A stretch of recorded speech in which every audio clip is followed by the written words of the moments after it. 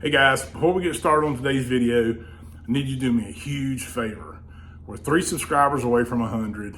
100 is the first little plateau that you reach with YouTube, and we're only 3 away. So if you do a brother a solid, do me a favor, subscribe to our channel, like the video, put comments in it and all that for sure.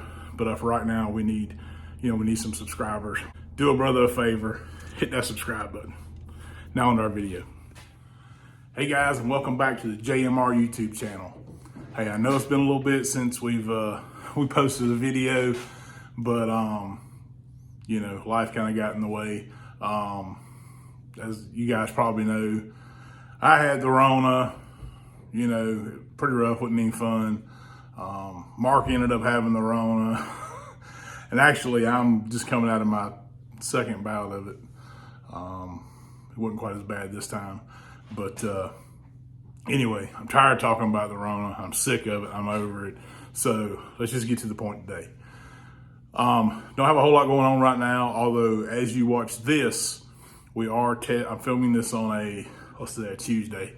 We're going testing this Saturday back up at Hickory to back up a previous test that I posted on the channel, probably the last video we had on the channel. We're kind of doing an A/B test. We changed some things directly from that last test, and we're going back and just kind of trying to see what all changed, how it affected the car, that kind of thing. It's going to be quite a bit colder this time, so we're going to have to factor that in. But anyway, today's video, since we didn't have a whole lot going on, I figured I'd do a little small tutorial, a little how-to, a little garage hack, if you will. And this came about because of Chase and I were working on the drift car, and we were hooking up the exhaust to the headers to the NASCAR style exhaust. Some guys call them boom tubes. The later ones, the newer ones, really aren't boom tubes. The mid 90s to the mid 2000s probably could be considered boom tubes, but these are just flat style low clearance exhaust. But anyway, the exhaust was probably, 3 to 4 inches wider than the headers when they were bolted to the engine. So we had to figure out some kind of a way to connect those two. Now, the normal way I would do it is to, we normally have some 45s, some 90s, that kind of thing. And you can just kind of cut them with a bandsaw, pie cut them, put little wedges in there, clock it, turn it, figure it out. Only problem is I didn't have any 45s, 3-inch manual bent. I didn't have any 90-degree 3-inch manual bent. What we did have was a straight piece of 3-inch exhaust tube. So I reverted back to a little trick that I learned a few years ago. And I'm gonna share that with you today. All right, so here's kind of a little drawing of the problem we were running into. This kind of represents where our header was. This kind of represents where our exhaust was. And obviously it's offset from the header. And on top of that, the distance between the two was pretty short. So, whatever we did was going to be kind of tight. Okay, now you guys can probably figure this part out. But the way I came up with the amount of offset was I came back here to the center of the exhaust and used kind of a little protractor deal that we have. It's hell, you can use it for anything, but I think it's mainly for roll bar stuff. And I measured the degree point to the center of this one, and then I split it in half. I think on our car it was 15 degrees, so we went with a 7.5 degree cut or so. This isn't super precision stuff, but that's where we came up with what we needed. So like I said, I kind of reverted back to an old trick. Maybe you do, maybe you know it, maybe you don't. Put it in the comments. But basically, this is our straight piece of tubing. You want to start by marking a straight line on each side of it. I usually use if it's a welded seam tube, I just usually use the seam. That's a good place to start for one. And you need something pretty straight to draw your line.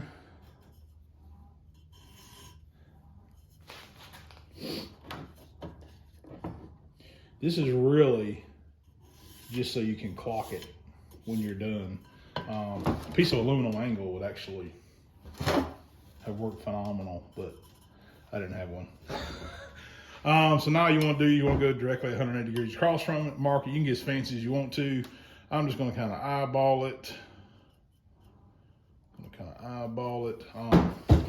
They do sell these little circle pattern makers, and they do have the centers of the circle. You know, it's however fancy you want to get. You know, you ain't got to get crazy with it. So I'm going to mark this. I'm going to mark this, and then we're going to put it in the bandsaw. All right, so hopefully a little bit of noise outside. My neighbor was running his leaf blower, believe it or not. Hopefully he's all finished up, and hopefully there won't be any noise in here. I had opened the door to get a little light in here. But anyway, we have our piece of metal clamped into our bandsaw, and it's set at precisely 7.5 degrees. This is an extremely precise instrument of cutting. Okay, that's bullshit. Forget I said that. This is an El Cheapo bandsaw. It just happens to has a good blade in it. So it actually does pretty good. Oh, and by the way, I started my cut just shy of halfway. Figure it out in your own car where to start it at.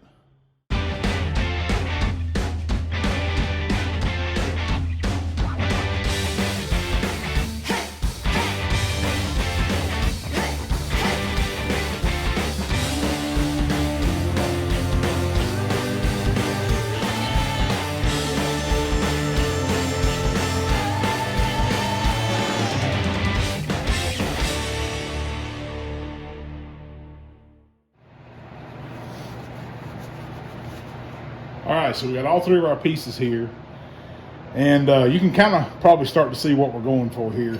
Remember the lines I told you about, let you clock it? That lets you put them 180 degrees across from each other. For this particular deal, that's what you need. If you need something that's not 180, then, you know, you just got to turn it and figure it out. You know, make it work for your own application. But for this particular deal, we needed 180, and of course, it goes without saying, I've already deburred these things, got them pretty cleaned up so that they fit as nice as they can right now.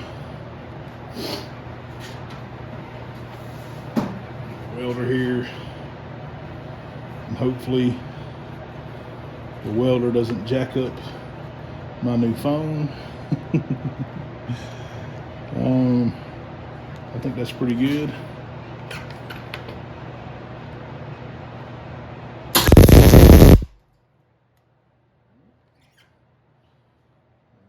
Turn the other side, squeeze her together.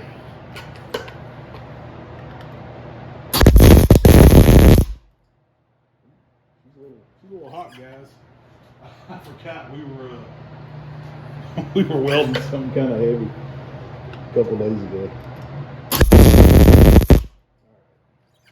Don't pay attention to that first tack and we'll be in good shape. All right, so now, you know, I did those 180 across, and now I'm just going to do this one here, 180 across, and we'll see what we got. Well, okay, guys, that's pretty much it. Here she is. That's the finished product. This one doesn't have a whole bunch of jog to it or offset to it, but this is like the size that we needed. That's probably somewhere around 3/4 of an inch to an inch. If you need more than that, just make the angle your first cut, your angle on the cut there more. This was 7.5, which is not a lot, but that's all we needed. And that's the thing, guys. You know, here's the deal.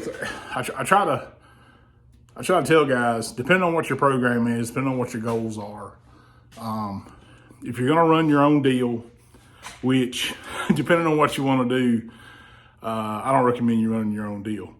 But if you're in a situation where you are running your own deal, and you're on a budget, look, guys, go buy tools. Don't buy the latest, greatest, you know, gadget to try to make your car go faster. You know, that'll come.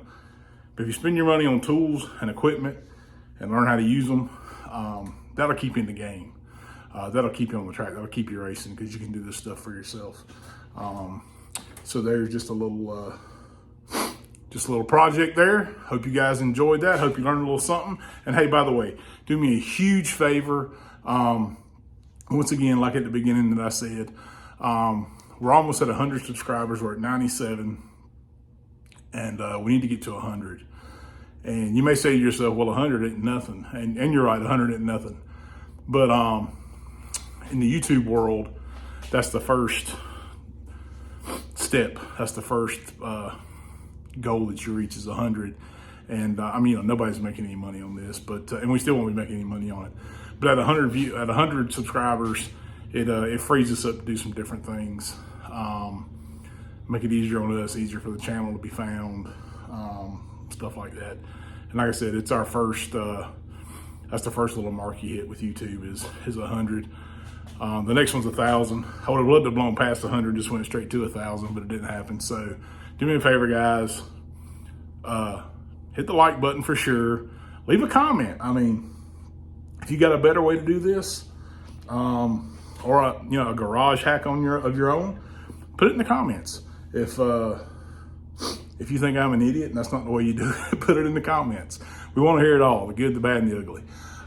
So comment, like this video, like all our videos. Most importantly for right now, please subscribe. We're 3 away from 100. Do a brother a solid and hit that subscribe button. Hopefully the next video will be some track action with the late model, and we'll see you soon.